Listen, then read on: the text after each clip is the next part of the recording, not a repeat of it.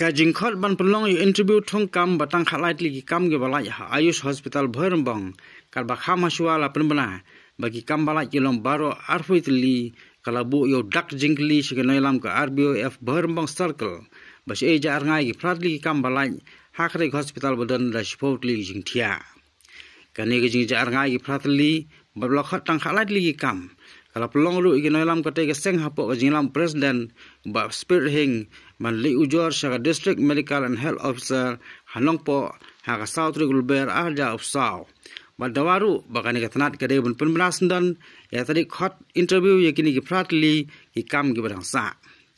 ha bakran baginong tho khubor ba spirit hing ulong ba haga je kan bakate officer kalai thu bakani katnat kan pelong interview changi khalait li ki kam ki balai ka bagi pratli ki kam partnership na gitu ki ba one haga waiting list na kini khalait li ki kam ya ka baka seng kala kantaj ban pediang badawaru bakani katnat ka dehi ban khot interview ka bakho ya baro arwili kam kumbala penmi ha ga jing penbela la ban kedo baka sarkar jilla leng baka office u director ka Ayush kala penlai ya ga jing penba pajba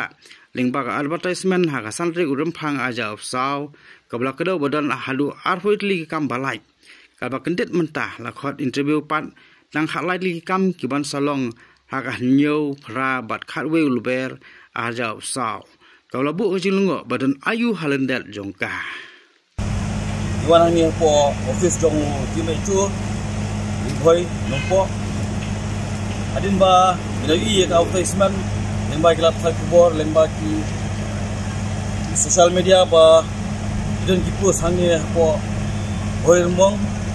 apo hospital 10 bedded of Ayush in Bhoirambong hagaba gidan pus kumba arpo itli ndai ka pelengo engi kumka seng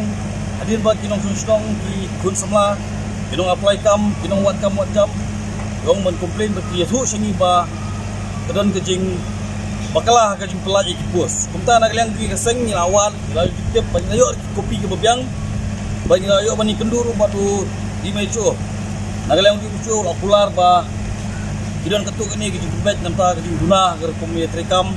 oh nya kalian juki kila kularu ba kadon kata ke jing penduna ke pelai ke pos ndai kidon ba okiong ban thap ya kita waiting list ndai na kalian juki ke seng dim sya ba ki sule unta ndai ki ai be fresh interview ke fresh advertisement nam ta good supply kram bio ban thap ala ke jong ke pos sekumta na lang juki ke seng ina prasajur bagi pelat pet baru arpu ki pos nang ba kanlong ba khut ko suba ba pelaj pos habi di bekati hospital kudon apo Bhoirambong ki kila pular ini ba nam tagi di advertisement ba kila depan pelaj injat biaj biaj khmat ka interview dari habi di ini pos di basa ko ba khalai ne kasau ni kinsari advertise biang sasin nang ba kinong wat kam kun semla kila pan apply jadi kam kinsa hangte ya po hospital Bhoirambong dan kum ke jinyo jukip juni bat bangyo limba ke kopi ru bagi pos nanti po 10 bedded Ayush Hospital in Bhoirambong adon kumba apu itli